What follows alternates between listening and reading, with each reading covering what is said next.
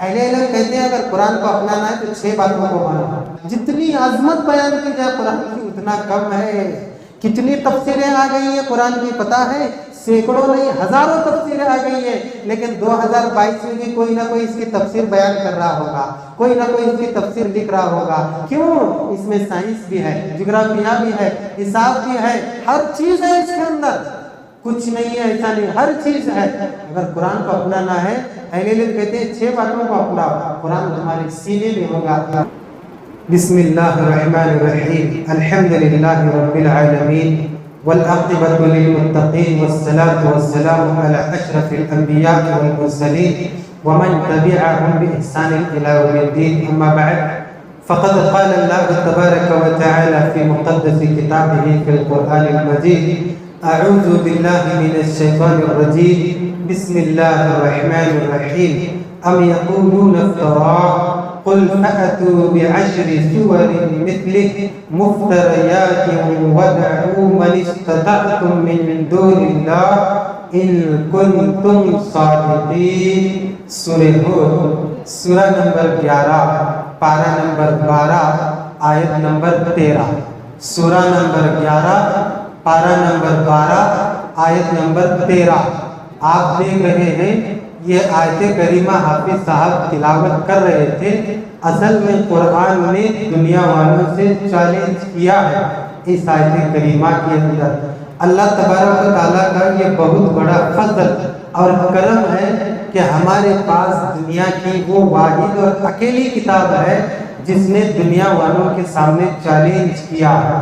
یہ چیلنج کیا ہے کہ یا تو اسے بدل کر دکھاؤ، یا تو اسے ختم کر کے دکھاؤ، یا نہیں تو اس جیسی کتاب لا کر دکھاؤ۔ ہمیں فخر ہونا چاہیے کہ اللہ تبارک و تعالیٰ نے ہمارے لیے اتنی مقدس، پاک اور شان والی کتاب نازل فرمائی ہے۔ کہتے ہیں کہ اللہ تبارک و تعالیٰ نے جب قرآن کریم کو نازل کیا تو اللہ تبارک و تعالیٰ نے اس کی حفاظت کی ذمہ داری بھی لی تھی۔ اِنَّا نَحْنُ نَزَّلْنَا الذِّكْرَ وَإِنَّا لَهُ لَحَافِظُونَ، ہم نازل کریں نا اس کتاب کو، حفاظت بھی اس کی ہم ہی کریں گے۔ پہلے زمانے میں ایک بادشاہ تھا، اسلام سے بہت چڑھنے والا، بہت نفرت کرنے والا۔ اس نے کہا کہ میں قرآن کو ختم کر کے دکھاؤں گا۔ اس وقت کے مسلمانوں نے کہا ڈرنے کی ضرورت نہیں ہے، اگر کوئی دشمن اسلام کے خلاف بات کرے، اللہ نے حفاظت لی ہے، ہمیں صرف اپنے ایمان کی حفاظت کرنا ہے۔ اسلام کی حفاظت تو رب کائنات کرتا ہے۔ کہتے ہیں بادشاہ نے کہا اس علاقے میں جتنے بھی قرآن ہیں سب کو ایک میدان میں جمع کرو اور جلا دو۔ جلایا گیا۔ ایک حافظ صاحب، پورے حافظ صاحب 2 بچوں کو لائے اور لا کر ایک بچے کو قرآن پڑھنے کہے اور دوسرے بچے سے کہا اگر غلطی ہو نا تو تم اس کو ٹوکنا۔ ٹوکنے لگا، کچھ دیر کے بعد روکا اور روک کر دوسرے بچے سے کہنے لگا بیٹا اب تم پڑھو، اور اگر یہ غلطی کرے بیٹا اب تم ان کی اصلاح کرو۔ دونوں پڑھتے گئے۔ بادشاہ نے کہا ارے اس میں کیا بڑی بات ہے، ان دونوں کو قتل کرنے کا حکم دوں گا، بات ختم ہو جائے گی۔ وہ بوڑھے حافظ صاحب نے کہا کتنے بچوں کو قتل کرو گے، کسے کسے پوچھو گے کہ کس کے سینے میں قرآن ہے؟ اللہ نے حفاظت کی ذمہ داری لی ہے، نہ صرف حفاظت کی ذمہ داری لی ہے بلکہ اللہ چیلنج کرتا ہے۔ اگر تم اس قرآن کے بارے میں شک کرتے ہو کہ قرآن یہ انسان کا کلام ہے یا کوئی بھی بنا سکتا ہے تو پھر تم بنا کر دکھاؤ۔ 15ویں پارے کے اندر اللہ کا چیلنج ہوا کہ پورا قرآن پڑھ کے بتاؤ، یا لکھ کے بتاؤ، یا تم تیار کر کے بتاؤ۔ یہاں جو حافظ صاحب نے تلاوت کی اس میں اللہ فرماتا ہے، اب سنیے اللہ نے کیا فرمایا۔ ام یقولون افترا، کیا وہ لوگ کہتے ہیں، یعنی مشرکین مکہ، اللہ کے نبی کے سامنے کے دشمن یہ کہتے ہیں کہ آپ نے اس کو گھڑ لیا ہے، آپ نے اس کو بنا لیا ہے اپنی طرف سے۔ اگر ان کا یہ گمان ہے کہ یہ قرآن تم نے گھڑا ہے تو اے نبی آپ ان کو کہیے نا، ذرا آپ ان کے سامنے اعلان کر دیجئے، قل فأتوا بعشر سور مثلہ مفتریات، تم بھی گھڑ کے لاؤ۔ 114 سورے ہیں اس میں، تم 10 گھڑ کے لاؤ، چھوٹے چھوٹے گھڑ کے لاؤ اگر بڑے نہیں گھڑ سکتے۔ اور اللہ نے چیلنج کیا کہ اگر تم گھڑنے کے لیے کسی کی مدد لینا چاہتے ہو، ساری دنیا کے لوگوں کی مدد دو، جسے جسے تم مددگار سمجھتے ہو۔ जो जो तुम्हारी मदद कर सकता है सबको जमा करो, वदउ मन इस्तताअतुम मिन दुनिल्लाह, अल्लाह के अलावा, क्योंकि ये अल्लाह का कलाम है और तुम इसको घड़ा हुआ समझते हो तो तुम भी घड़ के लाओ। अल्लाह अकबर। 10 सूरे घड़ के लाओ। कौन घड़ के ला सकता है? ये अल्लाह का कलाम है। अल्लाह के कलाम की तरह कोई कलाम बना सकता है? हरगिज नहीं बना सकता। फिर पहले पारे के अंदर शुरू पारे में हमने गालिबन पहली ही तरावी में सुना है कि अल्लाह तबारक व तआला ने चैलेंज दिया, अच्छा कम से कम एक सूरा ही बना कर लाओ। तो पता चला मक्का में कुछ लोग थे अपने आप को बहुत बड़ा अभी, बहुत ही बड़ा, बाद लोग होते हैं कुछ नहीं होता लेकिन बहुत बड़े। भाई बड़े हैं तो बनो, नहीं तो बनने की क्या जरूरत है। कहने लगा अरे इसमें क्या बड़ी बात है, मोहम्मद हमारे अंदर अनपढ़ आदमी है, वो जब इसको घड़ सकता है तो फिर मैं भी घड़ सकता हूँ। अल्लाह के नबी ने फरमाया अभी अभी मेरे ऊपर अलकारिया नाजिल हुई है, तुम भी घड़ के लाओ। जरा देखो उस वक्त कयामत की होलकी का सूरा नाजिल हुआ था। अलकारिया खड़खड़ाने वाली, मलकारिया, तुमको क्या मालूम खड़खड़ाने वाली क्या है? उस दिन आसमान रुई की तरह उड़ेंगे और ये जो जमीन है, पहाड़ है, ये ऐसा रेजा हो जाएंगे। तुम क्या जानते हो कयामत के बारे में? उसने कहा मैं भी घड़ के ला सकता हूँ। कयामत आपको मालूम है कैसी होगी? आप जानते हैं कैसी होगी? एक अनपढ़ से भी अनपढ़ अपने आप को अदीब कहता था, उसने कहा इसमें क्या बनेगा, मैं भी बना सकता हूँ। अलकारिया, और अरबी में फील हाथी को कहते हैं, हाथी। उसने भी कहा अलफील वलफील, मतलब अलकारिया के वजन पर बनाया उसने। अलफील वलफील मतलब हाथी। फिर आगे वमा अदराका मल कारिया, अल्लाह ने पूछा ना तुमको क्या मालूम वो खड़खड़ाने वाली कयामत कैसी है? तो उसने कहा वमा अदराका मल फील, तुमको क्या मालूम वो हाथी क्या है? फिर सोचने लगा अरे हाथी तो पूरी दुनिया वालों को मालूम है, मैं पूछ रहा हूँ, मैं तो बेवकूफ हो गया। उसने पन्ना फाड़ा और फाड़ के दूसरा बनाने की कोशिश किया। अल्लाह के नबी ने फरमाया अच्छा बहुत बड़े अदीब नजर आते हो, इन्ना आतीना बनाकर बताओ। इन्ना आतेना कितनी आती है? इन्ना आतेना के अंदर 3 आयतें है ना। इन्ना आतेना कल कौसर फसल्ली लिरब्बिका वनहर इन्ना शानिया का हुवल अब्तर। उसने कहा ये तो शायरी है कि मैं तो बड़ा शायर हूँ, मैं भी बना के ला सकता हूँ। तो एक शेर में कितने मिसरे होते हैं, कितने सेंटेंस होते हैं? सेंटेंस मतलब मिसरे 2 होते हैं ना। तौहीद की अमानत सीनों में है हमारे, पहला मिसरा हुआ। दूसरा मिसरा आसान नहीं मिटाना, नामो निशा हमारा, मतलब 2 सेंटेंस मिलके एक शेर होता है।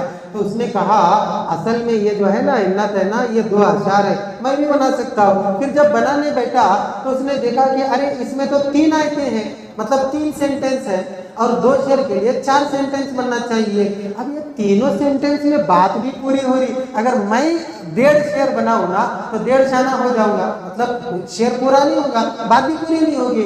फिर उसने फाड़ कर फेंक दिया। अल्लाह के नबी ने फरमाया बेवकूफ़ो तुम इसे अल्लाह का कलाम समझते हो या इंसान का कलाम समझते हो? अगर अल्लाह तबारक व तआला मैं इसको घड़ूं तो मुझे छोड़ेगा, तुम ऐसा समझते हो? मेरी शहरत को पकड़ेगा। ये मेरा कलाम नहीं है, अल्लाह का कलाम है। फख्र करने की बात है क्या नहीं? अफसोस है हमारे ऊपर, इतनी प्यारी किताब, मुक़द्दस किताब, इतनी पावरफुल किताब कि तगय्युर हो गया सारे मज़ाहिब की किताबों में, टला हरगिज़ बिना एक शोशा कलाम इलाही का। आप देखिए तौरात बदल गई, इंजील बदल गई, ज़बूर बदल गई, वो महाभारत की ये सारी किताबें बदल गई, लेकिन इसका शोशा भी नहीं बदला, एक पॉइंट इधर का उधर भी नहीं हुआ। और कितने साल हुआ? 1450 साल, 1443 साल। लेकिन हम हैं कि इससे जितना दूर हो रहे हैं उतना हो रहे हैं, हमें इसकी परवाह ही नहीं है कि हम कुरान से कितना दूर हो रहे हैं। ये कुरान सिर्फ आखिरत का रास्ता नहीं बताती है, दुनिया में जीने का सलीका भी बताती है। हमारे पास अगर कोई एक पर्चा बेचता है, भाई इसमें बिजनेस का तरीका है, क्या करेंगे हम? पढ़ेंगे ना, समझेंगे ना, और इसमें कारोबार का तरीका जरा पढ़ के हम जरा कारोबार करते क्या नहीं करते। लेकिन ये किताब जो हर चीज सिखा दी है, हम इतना दूर हो रहे हैं उससे। قسم کھاتے ہیں تو قرآن اٹھا لیتے ہیں، بیٹی کی شادی ہوئی تو اس کے سر پہ رکھ کے بیچتے ہیں، اسی لیے اللہ نے قرآن نازل کیا ہے۔ اتنا ہی بس رشتہ، اسے اپنا کر دیکھنا چاہیے ہمیں۔ اللہ کے نبی نے فرمایا ہے کہ کتنی ہی قومیں ایسی ہیں، اسی کتاب کی وجہ سے اللہ نے ان کو بلند کر دیا اور اسی کتاب کی وجہ سے اللہ نے ان کو نیچے ڈھکیل دیا۔ جتنا اپناؤ گے اتنا اوپر اٹھو گے، جتنا اس سے دور بھاگو گے اللہ کی رحمت سے اور دنیا کی قوت سے دور بھاگو گے۔ آج صرف 57 دیش ہیں اسلامی ملک، وہ بھی نام نہاد ہے، ایک آدھ چھوڑ کے باقی سب غلامی میں لگے ہوئے ہیں۔ کیوں ایسا؟ قرآن سے دور ہو گئے اور وہ ان پڑھ، مکہ میں بکریاں چرانے والے، مدینہ میں کسان گیری کا کام کرنے والے 30 سال میں آدھی دنیا کے حاکم بن گئے۔ کیوں؟ پروفیسر نہیں تھے، کالج سے ڈگری لیے ہوئے نہیں تھے، اس قرآن کو پڑھ کر انہوں نے اللہ کے زمین پر اللہ کی حکومت قائم کر کے دکھائی ہے۔ ہمیں اپنانا چاہیے۔ اہل علم کہتے ہیں اگر قرآن کو اپنانا ہے تو 6 باتوں کو مانو۔ پہلا یہ میں مختصر پیش کروں، جمعہ بھی ہے لیکن قرآن کی بات آتی ہے تو جوش آنا چاہیے نا، پھر بھی ہوش میں رہ کر بات کرنا ہے۔ جتنی عظمت بیان کی جائے قرآن کی اتنا کم ہے۔ کتنی تفسیریں آ گئی ہیں قرآن کی پتہ ہے؟ سینکڑوں نہیں ہزاروں تفسیریں آ گئی ہیں، لیکن 2022 میں بھی کوئی نہ کوئی اس کی تفسیر بیان کر رہا ہوگا، کوئی نہ کوئی اس کی تفسیر لکھ رہا ہوگا۔ کیوں؟ اس میں سائنس بھی ہے، جغرافیہ بھی ہے، حساب بھی ہے، ہر چیز ہے اس کے اندر، کچھ نہیں ہے ایسا نہیں، ہر چیز ہے۔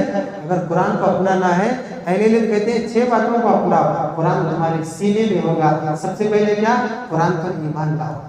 آپ لوگ کہیں گے ارے قرآن پر تو کافر ایمان نہیں لگا، ہمارا تو پکا ایمان ہے، بولیں گے کہ نہیں؟ قرآن پر ایمان لانے کا مطلب ہے قرآن کے بارے میں یقین کرو کہ لا ریب فیہ، اس کی ہر ایک بات سچی ہے، اس میں ایک بھی بات جھوٹی نہیں ہے۔ کاروبار میں اللہ نے فرمایا سود مت لو میں برکت دوں گا، یہ قرآن کہتا ہے، تو ہمیں سود سے بچ کے کاروبار کر کے دکھانا ہے، یہ اس کی بات کی سچائی کو ماننے کے برابر ہے۔ پہلا کام کیا کرنا ہے؟ قرآن پر ایمان لانا۔ میں ایک ہی مثال دیا صرف آپ کے سامنے، صرف قرآن پر ایمان لانا ہی کافی نہیں بلکہ قرآن کی تلاوت کرنا ہے۔ ہم رمضان مبارک میں بھی کرتے ہیں تو اچھا ہے، غیر رمضان میں بھی کرنا ہے۔ اور تیسرا کیا ہے؟ قرآن کو ترجمے کے ساتھ پڑھنا ہے۔ اکثر لوگ پتہ نہیں کتنے پارے کتنے سورے، میں کہوں بھائی کم سے کم سورہ اخلاص کا ترجمہ آپ کو کر بتائیے، مجھے شرمندگی ہوگی کہ میں نے میرے بھائی کو بلا وجہ تکلیف دی ہے، ایسا سوچوں گا میں۔ کیوں؟ سورہ اخلاص بھی ترجمے کے ساتھ نہیں آتا ہمیں، انا آتینا بھی ترجمہ۔ میں کسی کی برائی نہیں کر رہا، ایک درد پیش کر رہا ہوں آپ کے سامنے۔ تو قرآن کو ترجمے کے ساتھ پڑھنا، 3 حق ہو گئے۔ پھر اس کے بعد چوتھا حق ہے جو عالموں کا ہے اور آپ لوگوں کا بھی، ہر ایک کا ہے کہ قرآن میں غور و فکر کرنا، قرآن کی گہرائی تک جانے کی کوشش کرنا۔ پھر اس کے بعد ایمان لائے، تصدیق کیے، تلاوت کرے، ترجمہ پڑھے، گہرائی میں گئے، سب معلوم ہوا، اب عمل کر کے دکھانا ہے۔ اللہ اکبر۔ کیا کرنا ہے؟ قرآن کی باتوں پر عمل کرنا ہے۔ قرآن جو جو حکم دیتا ہے اس پر عمل کرنا، اس راستے پر چلنا ہے، جس چیز سے منع کرتا ہے یہ سمجھنا ہے کہ یہ قرآن نہیں اللہ کا کلام ہے، اللہ نے منع کیا ہے، ہمیں رکنا ہے، اس سے ہمیں باز آنا ہے، اس سے ہمیں دسترس ہونا ہے۔ قرآن جس کام کا حکم دیتا ہے کرنا، جس سے روکنے کا حکم دیتا ہے اس سے رکنا۔ اس کے بعد چھٹا حق عائد ہوتا ہے جب ہم قرآن کو اتنا اپنا رہے ہیں تو قرآن کے الف با تا سا جیم ہا خا سے واقف ہو گئے ہم۔ اب جو دشمن قرآن کے خلاف کھڑا ہوتا ہے اس کے سینے، اس کے کرتے کو پکڑ کر چاک کر کے کہنا ہے تمہاری بات غلط ہے، قرآن میں ایسا نہیں ہے، قرآن کا ڈیفینس کرنا۔ اللہ، ہم قرآن کا کیا ڈیفینس کریں گے؟ قرآن میں کیا ہے وہ معلوم ہی نہیں ہے ہمیں۔ کب ڈیفینس کریں گے قرآن کا؟ جب قرآن میں کیا ہے ہمیں معلوم ہو۔ تو اللہ نے اس آیت کریمہ میں چیلنج کیا ہے، اے نبی آپ کے دشمن آپ کو بار بار بولتے ہیں تمہارا گھڑا ہوا کلام ہے، گھڑی ہوئی کتاب ہے، یہ ہے وہ ہے، اگر واقعی میں یہ گھڑی ہوئی ہے تو تم انسان ہو، تم گھڑ سکتے ہو تو کوئی نہیں گھڑ سکتا ہے۔ تم بھی ایک 10 سورے گھڑ کے بتاؤ، ایک سورہ گھڑ کے بتاؤ، ایک آیت گھڑ کے بتاؤ، تم کیا گھڑو گے؟ ساری کائنات مل کر نہیں کر سکتے۔ کیوں؟ کیونکہ یہ ایسے رب کی طرف سے نازل کردہ کتاب ہے جو حکیم بھی ہے، علیم بھی ہے۔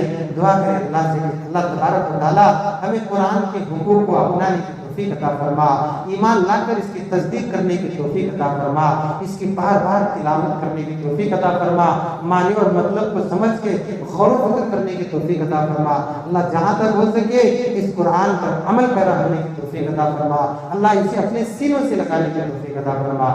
آمین ثم آمین۔ سبحانک اللہم ربنا وبحمدک، اشہد ان لا الہ الا انت، استغفرک واتوب الیک، والسلام علیکم ورحمۃ اللہ وبرکاتہ۔